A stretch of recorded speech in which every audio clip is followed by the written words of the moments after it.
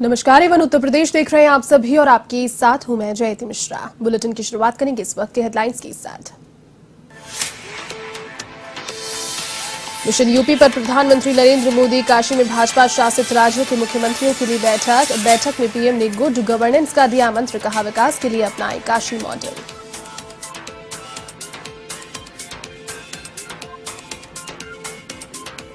UP विधानसभा का शीतकालीन सत्र बुधवार से अनुपूरक बजट और लेखानुदान पेश करेगी योगी सरकार, तो सत्र से पहले विधानसभा अध्यक्ष ने ली बैठक।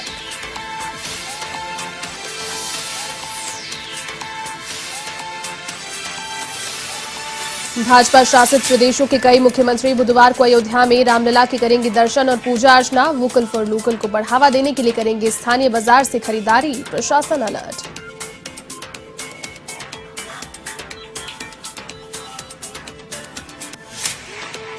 अखिलेश यादव ने डबल इंजन सरकार पर किया प्रहार, कहा डबल इंजन आपस में टकराए, प्रदेश में अब जनता ने सपा सरकार बनाने का बनाया है मन।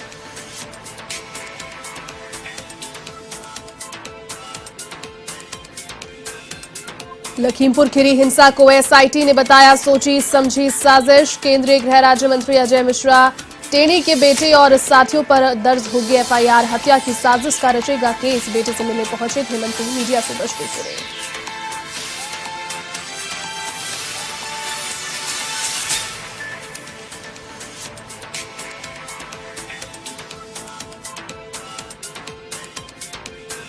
चलिए अब खबरें विस्तार से।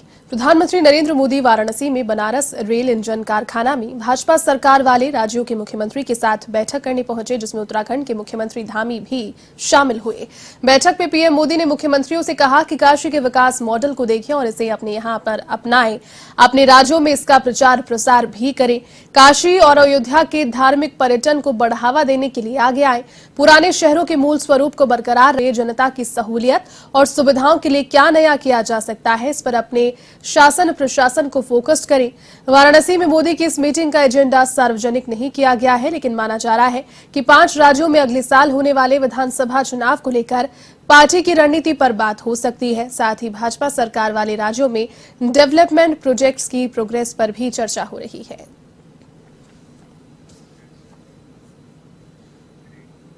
प्रधानमंत्री मोदी वाराणसी के दौरे पर रहे। पीएम विहंगम योग के कार्यक्रम में शामिल हुए। उन्होंने कहा कि हम विहंगम योग की 100वीं वर्षगांठ मनाएंगे, तो क्यों ना हम 2 साल के बाद इस अवसर के लिए कुछ संकल्प लें। और एक संकल्प हो सकता है पानी बचाने को लेकर। हमें अपनी नदियों को, गंगा जी को, सभी जल स्रोतों को स्वच्छ रखना है। जैसे एक संकल्प हो सकता है हमें बेटी को पढ़ाना है, उसका स्किल डेवलपमेंट भी करना है। अपने परिवार के साथ साथ जो लोग समाज की जिम्मेदारी उठा सकते हैं, वो 1-2 गरीब बेटियों के स्किल डेवलपमेंट की भी जिम्मेदारी उठाएं। पीएम मोदी ने कहा कि आज देश का मंत्र है सबका साथ, सबका विकास और सबका विश्वास। आज देश में भाव से उठकर राष्ट्र के भाव को आत्मसात करा जा रहा है।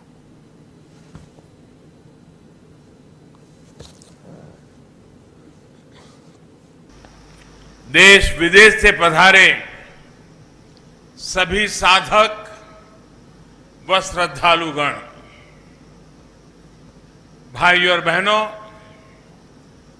उपस्थित सभी साथियों, काशी की ऊर्जा अक्षुण तो है ही, ये नित नया विस्तार भी लेती रहती है। कल काशी ने भव्य विश्वनाथ धाम महादेव के चरणों में अर्पित किया और आज विहंगम योग संस्थान का यह अद्भुत आयोजन हो रहा है। इस दैवीय भूमि पर ईश्वर अपनी अनेक इच्छाओं की पूर्ति के लिए संतों को ही निमित्त बनाता है। आप जब संतों की साधना पुण्य फल को प्राप्त करती है, तो सुखद संयोग भी बनते ही चले जाते हैं। आज हम देख रहे हैं अखिल भारतीय विहंगम योग संस्थान का 58वां वार्षिकोत्सव स्वतंत्रता आंदोलन में सदगुरु सदाफल देव जी की कारागार यात्रा के 100 वर्ष और देश की आजादी का अमृत महोत्सव, ये सब हम सब एक साथ इनके साक्षी बन रहे हैं। खबर वाराणसी से, जहां उत्तराखंड मुख्यमंत्री पुष्कर सिंह धामी ने कहा कि प्रधानमंत्री ने काशी वासियों को बाबा विश्वनाथ कॉरिडोर की सौगात दी है। उन्होंने नया इतिहास रचा। वाराणसी धार्मिक और संस्कृति कलाकृति को बढ़ाने का एक स्थान है। केदारनाथ से ये यात्रा प्रारंभ हुई जो काशी तक चली। धामी ने कहा कि उत्तर प्रदेश में भारत में जिस तरह से विकास हो रहा है, ये प्रधानमंत्री के नेतृत्व में बड़ा ही एक मुकाम हासिल करने के योग्य है।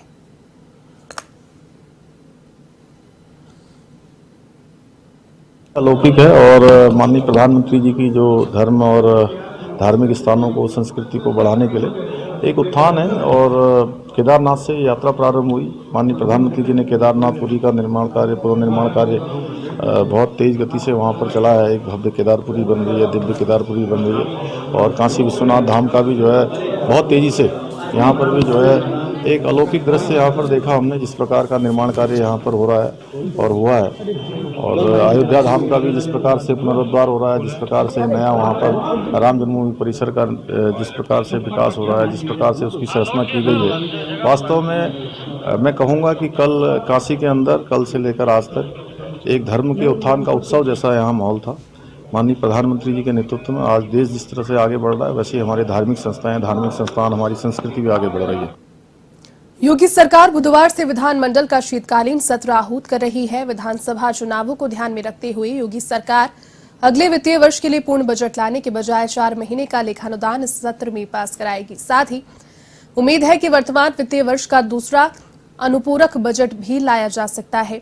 महत्वपूर्ण बात यह है कि 17वीं विधानसभा का शायद आखिरी सत्र है। इसमें सरकार कई महत्वपूर्ण घोषणाएं भी कर सकती है। तो वहीं सत्र से पहले आज सर्वदलीय बैठक बुलाई गई। विधानसभा अध्यक्ष ने इसको लेकर बैठक बुलाई। विधानसभा अध्यक्ष दीक्षित ने कहा कि इस सत्र में सभी पार्टी के नेता सदस्यगण सदन को गरिमामयी ढंग से चलाने में सहयोग करें। सदन के अंदर किसी भी तरह के बेवजह हंगामे से बचे। नियमानुसार सभी को अपनी बातों को रखने का मौका दिया जाएगा। सभी सदस्य मिलकर जनहित के मुद्दों को उठाएं। सदन का अंतिम सत्र ऐतिहासिक बनाने में सहयोग करें।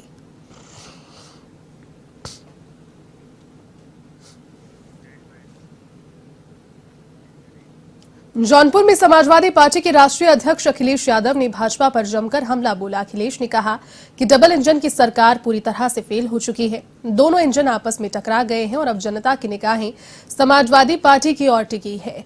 उन्होंने कहा कि जिस तरह से छोटे छोटे दलों ने गठबंधन कर सपा का साथ दिया, उससे ये बात साबित हो गई है कि एक बार फिर से 2022 में सपा की सरकार बनने जा रही है। सपा प्रमुख ने कहा कि हमारे गठबंधन से प्रदेश की 400 सीटों पर कब्जा होगा। इससे अब भाजपा के दिन खत्म होने वाले हैं। अखिलेश ने मुख्यमंत्री योगी के काशी विश्वनाथ कॉरिडोर के बयान पर भी निशाना साधा।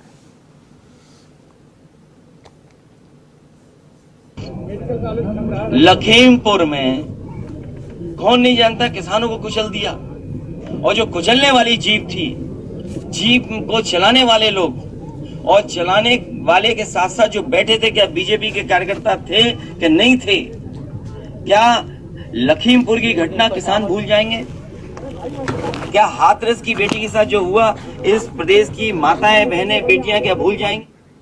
लखनऊ में बुधवार को होने वाले पंचायत राज महाधिवेशन में शामिल होने के लिए संभल विकासखंड से 3 बस रवाना हुई। बसों को बीडीओ, एडीओ ने हरी झंडी दिखाकर रवाना किया। एडीओ वसीम अब्बास ने बताया कि 15 दिसंबर को लखनऊ के एक्सपो ग्राउंड में पंचायत राज का सम्मेलन आयोजित होगा, जिसको मुख्यमंत्री योगी आदित्यनाथ संबोधित करेंगे। संभल ब्लॉक से ग्राम प्रधान, डेटा ऑपरेटर, पंचायत सहायक रवाना हुए हैं।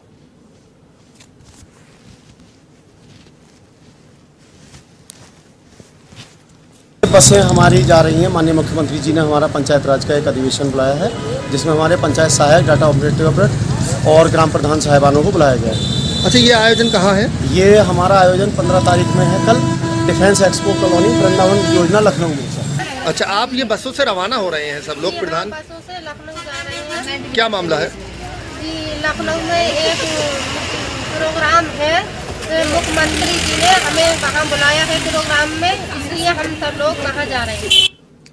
उत्तर प्रदेश में आगामी विधानसभा चुनावों को लेकर भारतीय जनता पार्टी ने अपनी तैयारियां तेज कर दी है। इसके तहत यूपी में बीजेपी प्रभारी राधा मोहन सिंह ने बहराइच के बीजेपी कार्यालय में पदाधिकारियों और चुनाव प्रभारियों के साथ मैराथन बैठक की और कहा कि यूपी सरकार लगातार जन कल्याणकारी योजनाओं के जरिए गांव, गरीब किसान, नौजवान को आगे बढ़ाने का कार्य कर रही है। साथ ही उन्होंने कार्यकर्ताओं से आगामी चुनाव को लेकर एकजुट होकर भाजपा को जिताने का आह्वान किया।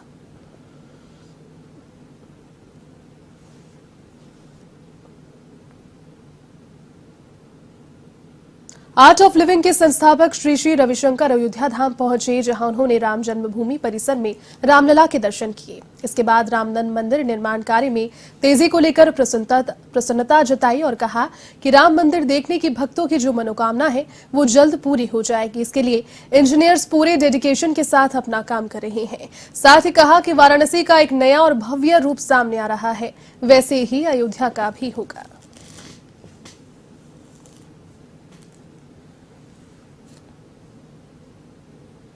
बहुत अच्छा चल रहा है, बहुत प्रगति इतनी तेजी से चल रही है।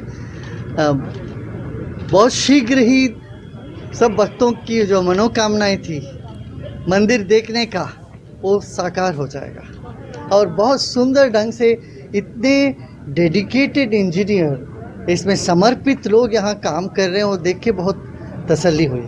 आज अयोध्या का विकास किया जा रहा है। अयोध्या में तमाम तरह के भवन, देखिए जैसे वाराणसी का एक नया रूप, भव्य रूप सामने आ रहा है, ऐसे अयोध्या। तो वहीं उत्तर प्रदेश के लखीमपुर में हुई हिंसा को एसआईटी ने सोची समझी साजिश बताया। एसआईटी के जांच अधिकारी ने आरोपियों के खिलाफ धाराएं बढ़ाने के लिए कोर्ट में अर्जी दी है। कोर्ट ने ये अर्जी स्वीकार भी कर ली है। इससे साफ हो गया है कि केंद्रीय गृह राज्य मंत्री अजय मिश्रा टेनी के बेटे आशीष व उसके साथियों के खिलाफ दर्ज एफआईआर में हत्या की साजिश का केस चलेगा। कोर्ट के आदेश पर केंद्रीय गृह राज्य मंत्री अजय मिश्रा टेनी के बेटे आशीष मिश्रा उर्फ मोनू समेत 13 अन्य आरोपियों को कोर्ट में पेश किया गया था। एसआईटी की अर्जी को कोर्ट ने स्वीकार करते हुए एफआईआर में धाराएं बढ़ाने की मंजूरी दी है। इससे पहले मोनू के पिता अजय मिश्रा को जैसे ही बेटे पर धाराएं बढ़ाए जाने की खबर लगी, वे दोपहर 12 बजे जेल पहुंच गए। उन्होंने बेटे को ढांढस बंधाया। इस दौरान वे मीडिया के सवालों से बचते नजर आए।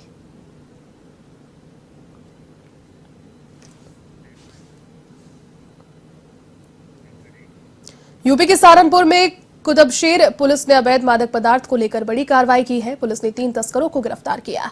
इन तस्करों से पुलिस ने 1 करोड़ का अवैध डोडा पोस्त भी जब्त किया है। इसके अलावा 399 कट्टे प्लास्टिक चाउमीन और अवैध हथियार भी पुलिस ने जब्त किए हैं। एसपी सिटी राजेश कुमार ने प्रेस वार्ता कर इस पूरे मामले का खुलासा किया।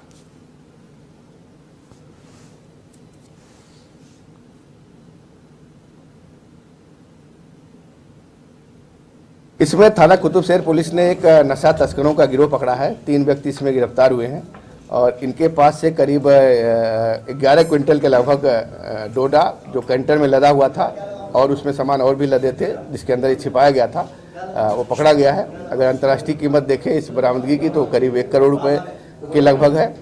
एक बदमाश इसमें और भी शामिल है जो मौके से भाग गया, उसकी गिरफ्तारी के प्रयास हो रहे हैं। यह गैंग जो है पड़ोसी राज्य मध्य प्रदेश से ये अवैध सामान लेके यहाँ पे बिक्री के लिए आता है। रास्तों में भी कई जगह माल की सप्लाई इस गैंग ने किया है। इसके बारे में और जानकारी।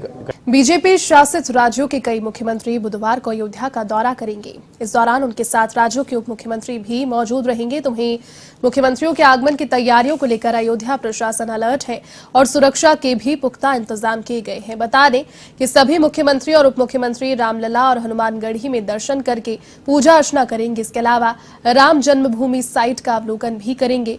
जिला प्रशासन ने सुरक्षा व्यवस्था और मुख्यमंत्रियों के रूट पर ट्रैफिक पुलिस और इंटेलिजेंस की टीम तैनात की है।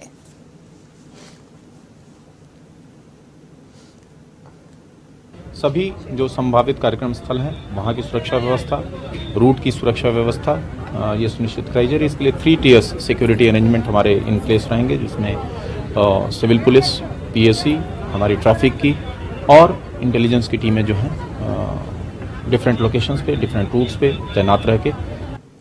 उत्तर प्रदेश के बांदा जनपद में एक और हत्या की सनसनीखेज वारदात सामने आई है। जी हां, यहां पर हत्यारों ने एक युवक की सर कुचलकर निर्मम हत्या कर दी और शव को फिर नाले में फेंक दिया।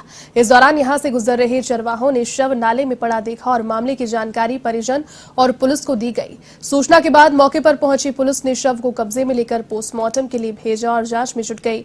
मृतक युवक के परिजनों ने दोस्त पर हत्या करने का आरोप लगाया। उनका कहना है कि दोस्त ही रात को उसे घर से खाना खिलाने के लिए लेकर गया था।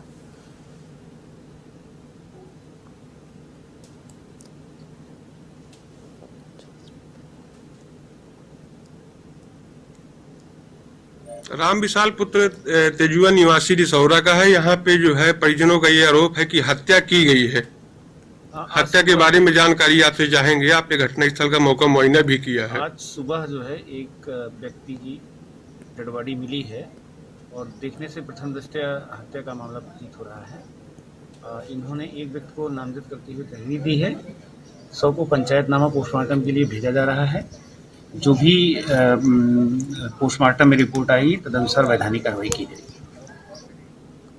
चलिए, इस बुलेटिन में फिलहाल के लिए बस इतना ही। देश और दुनिया की तमाम बड़ी खबरों को देखने के लिए आप देखते रहिए A1 TV।